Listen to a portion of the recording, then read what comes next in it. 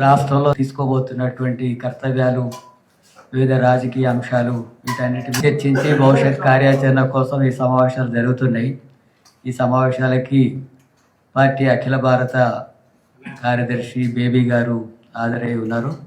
అట్లాగే party polit bureau సభ్యులు baby రాఘవల్ గారు కూడా హాజరై ఉన్నారు. బేబీ గారిని పత్రికా సమావేశం ఉద్దేశించి మాట్లాడాల్సిందిగా కోరుతున్నాను.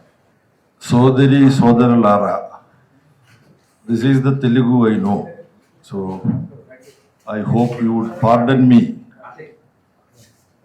for not speaking in the very beautiful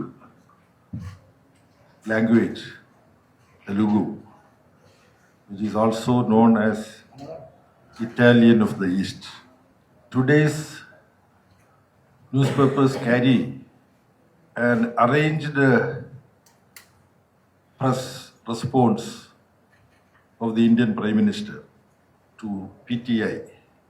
I understand that he collected the questions and sent in his replies in writing. But the claim that he has made, trade deals made from a position of strength, says Modi. I do not know what would be the response of Donald Trump if he comes to know about this. So far as we are concerned, we don't have to look for the response of Donald Trump or anybody else.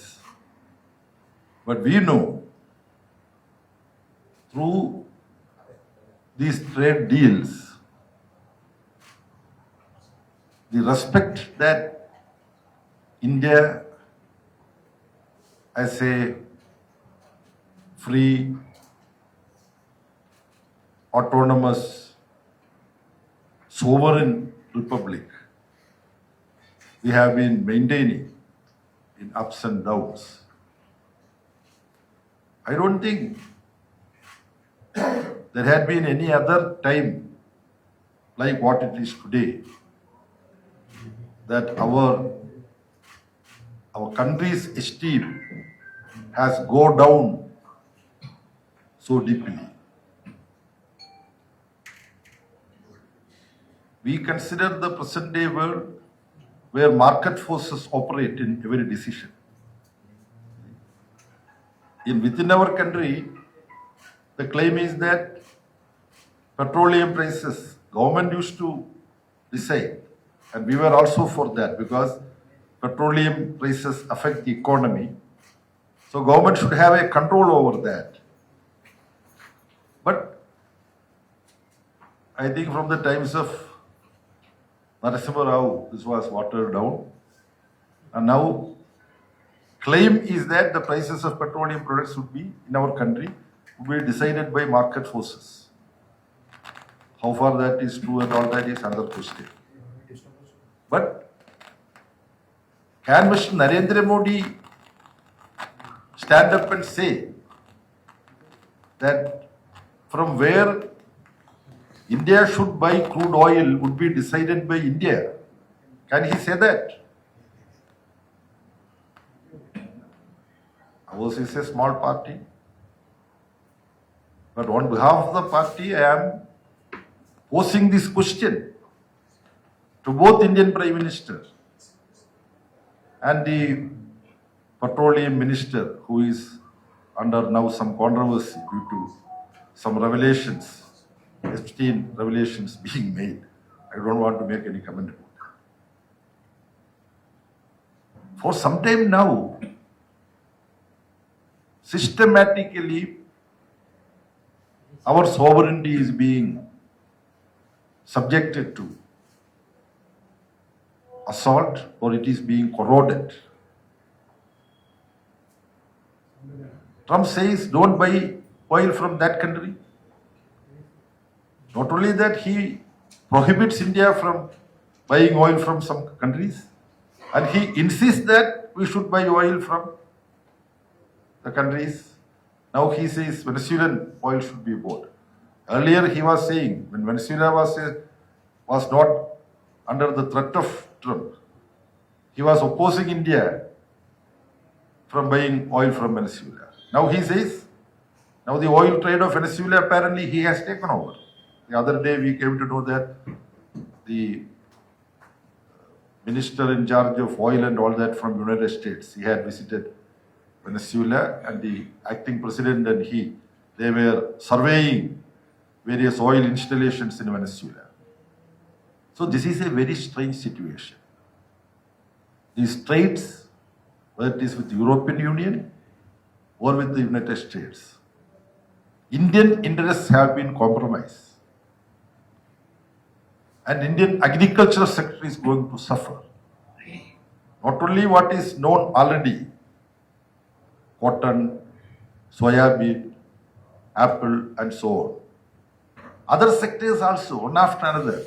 This is the understanding that everything will not be done immediately. Stage by stage, we will surrender everything. I don't want to go into details.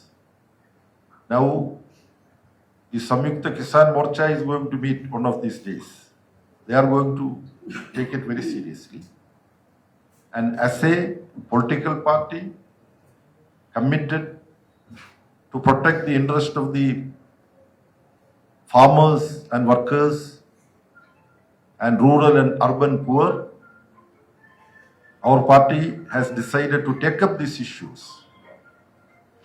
The Central Committee, which met in Trivandrum, 16th, 17th, 18th January, we have decided to take up the issues. The decision of the union government to bury the rural employment guarantee scheme. And there is a big cheating taking place in that relation. They are propagating that from 100 days per year work guarantee, it is being enhanced to 125. But as per the new act, this will be implemented wherever the union government notifies. The act, original act, Manreka, Mahatma Gandhi National Rural Employment Guarantee Scheme Act, that was a right-based program, one of the biggest in the world. And with humility, we left parties take legitimate claim, this is part of history, that it is as a result of the protracted intervention that our parties made. That time we had around 60 Lok Sabha members, left party, CPM, CPA, RSP, 4 bloc and together. That number was important for the sustenance of the UPA 1. We said we don't want any quid pro quo. We only have problems of Indian people, rural poor.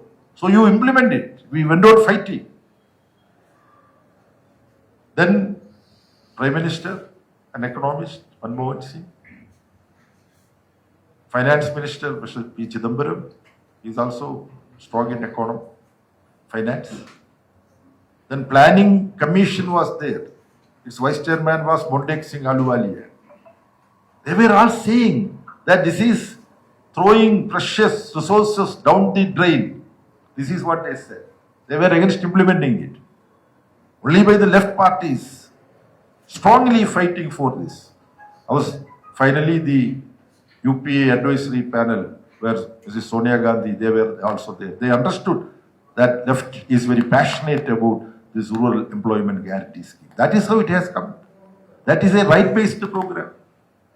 If I go and approach the authority in a district or in a taluk, saying that I am willing to do unskilled job, work, give me work. When such demand is made, this is to be given. And if it is not given, there should be financial compensation for those. That is the employment guarantee scheme. This has been working in different forms. Not everywhere it was effectively carried out. That also is true. So efforts should have been to make it more effective. Instead of that, now it is no more a right-based program. Nobody can go and demand.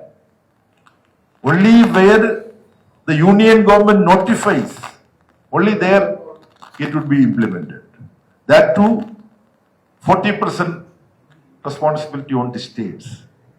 Ordinarily, it is a 10% union government financed the program. Other details I don't want to mention. This is a cruel burial of a great program, which was a partial protection for rural poor. It was not good enough, but it's a partial protection for rural poor. So on this issue and labor code, electricity bill, farmers are going to lose their electricity subsidy when electricity is used for agricultural purposes. That is going to go. Poor consumers are not going to have any protection.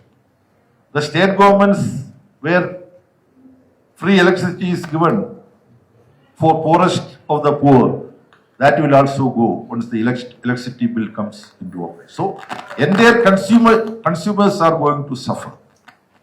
So, we have taken up this seed bills. Then the education sector. State universities are going to be taken over now with the higher education legislation. Center is going to interfere. And over centralization is what is going to happen. Now, we have decided to have joint program with others on these issues. 3 days ago, on 12th of February, we had All India General Strike, where Joint Trade Union gave the call. We all supported. Farmers' organization, Samyukta Kisan Morcha, Agriculture Labour Organization, all of them have come. 25 to 30 crore workers, farmers, agricultural laborers, those who are supporting this agitation, they have come forward in making the 12th February program a resounding success. We are planning a Delhi march in the month of March. In North Indian states, we are going to have state level programs and jathas, mobilizing people, various sections of people, raising the livelihood issues. We are going to march to Delhi.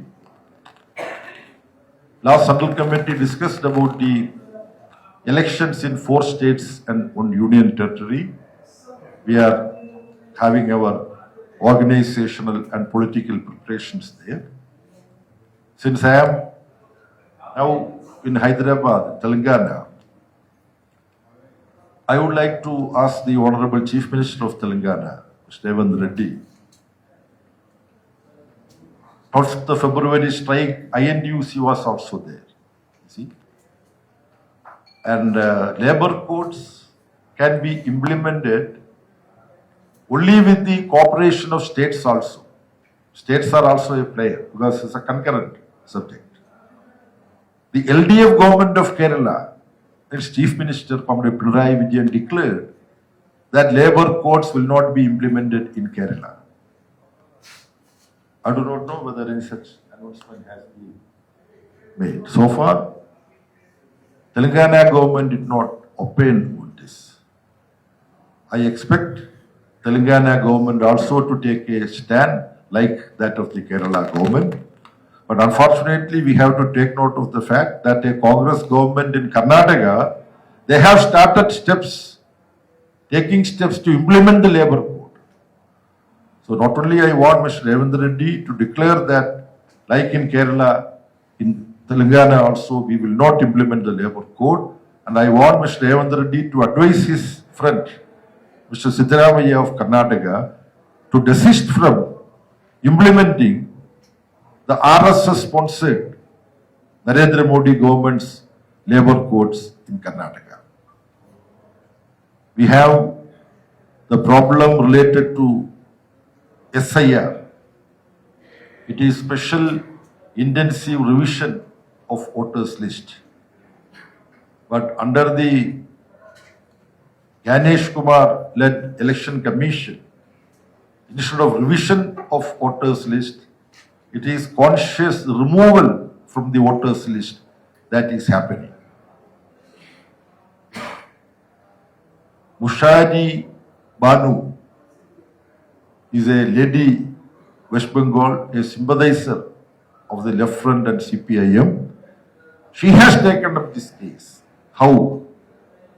From the electoral roll, through the very vindictive, malicious move, they have been removed from the electoral roll. That case is being heard by Supreme Court. Many media failed to mention this brave lady, Banu, from West Bengal. The West Bengal Chief Minister wanted to implead in this particular case. So the original litigant is from our party. She came to AKG Bhavan, Delhi, and held a press conference there with Comrade Nirupal Basu also participating in that. So such brave fight we propose to take forward in the coming days also. Now, Comrade, anyway, then, so far as Kerala is concerned, this is the only left front government, left democratic front government we have in the country. We rewriting the recent political history of Kerala. The LDF government has election victory back to back.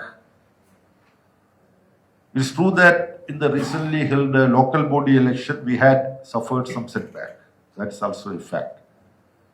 We don't have any hesitation to, admit the setbacks that we had in the local body election. But in the assembly election, it would be a different exercise. I would say Telangana also is having full of football fans. In the anyway, but you would be following football team. The last World Cup, in the first match, Argentina lost to Saudi Arabia.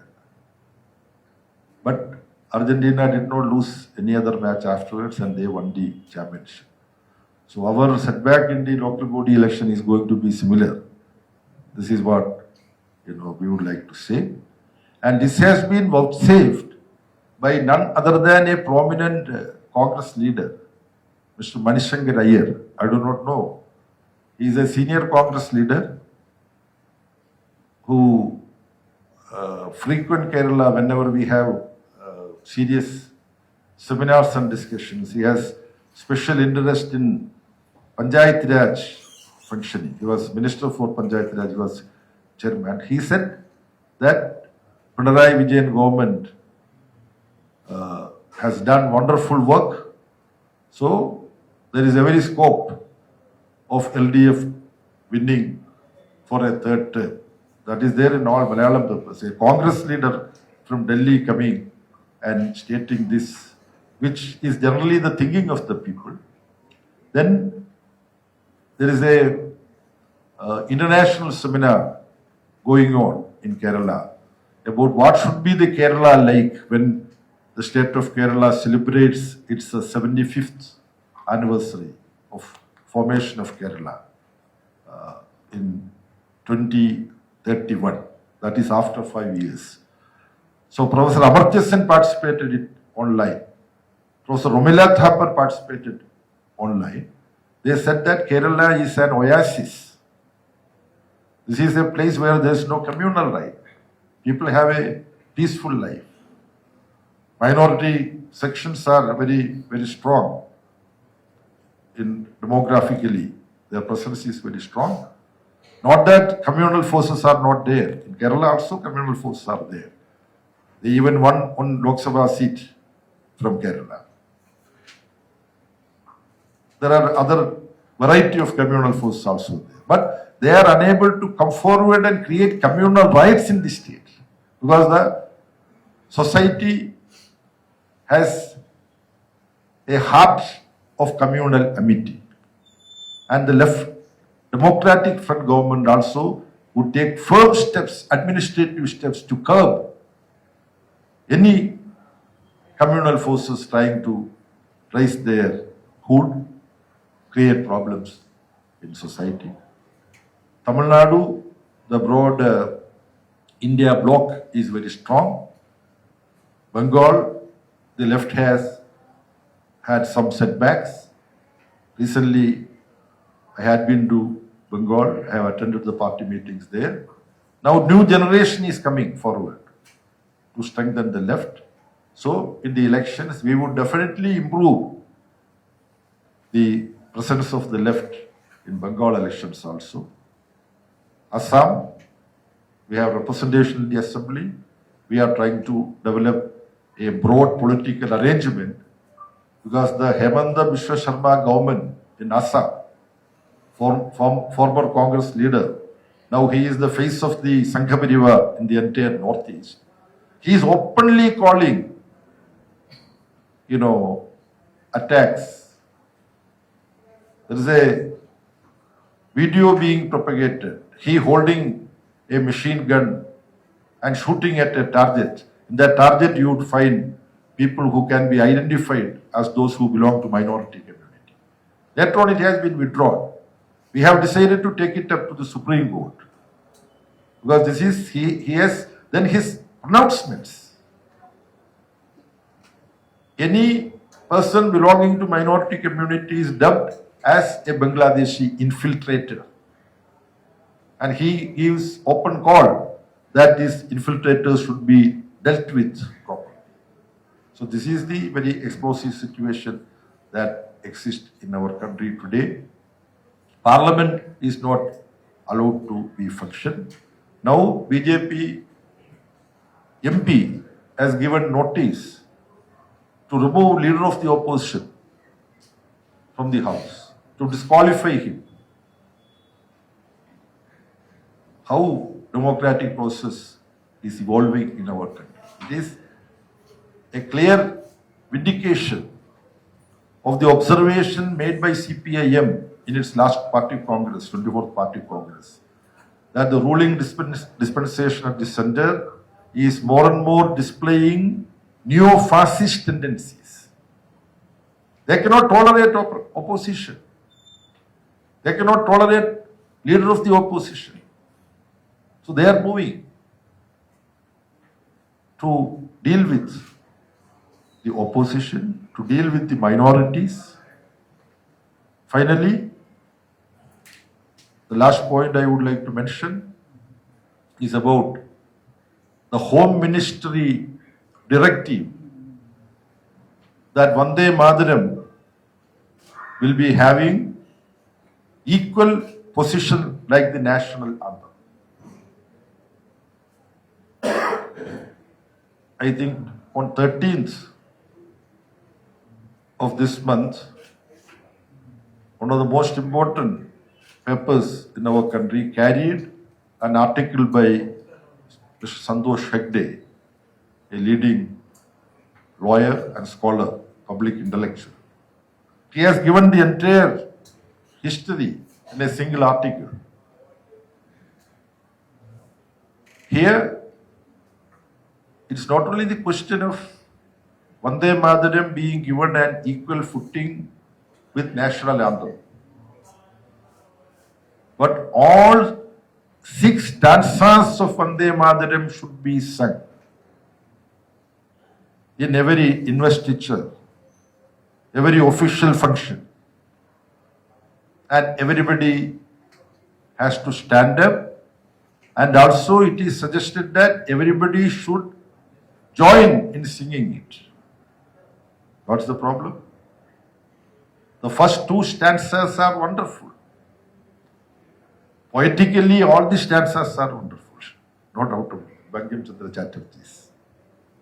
As a piece of literature, Anandamadham, the novel where this Vande Mataram finds its place, that is also as a literary work, highly appreciated.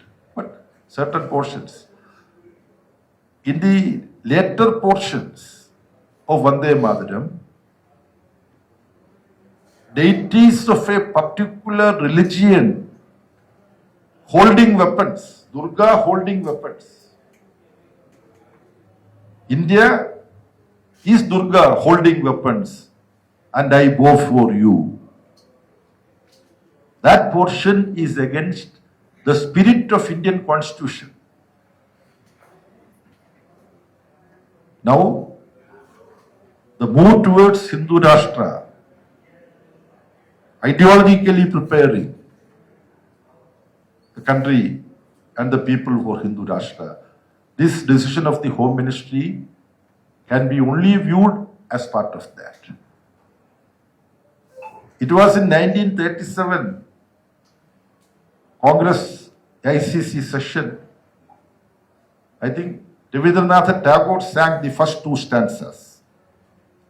And it was Rabindranath Tagore who suggested, and it was widely accepted, including First President Dr. Rajendra Prasad, Sardar Patel. All that is being referred in Dr. Santosh Shetty's article. They have decided that these two stanzas give a poetic description of the flora and fauna of our country. Therefore, we accept this as the national song. So, the latest Home Ministry order is aimed at sowing the seeds of division in the minds of sections of people. Ours is a secular constitution. You see, this is a vandalism on the constitutional arrangement, the Home Ministry order. Thank you.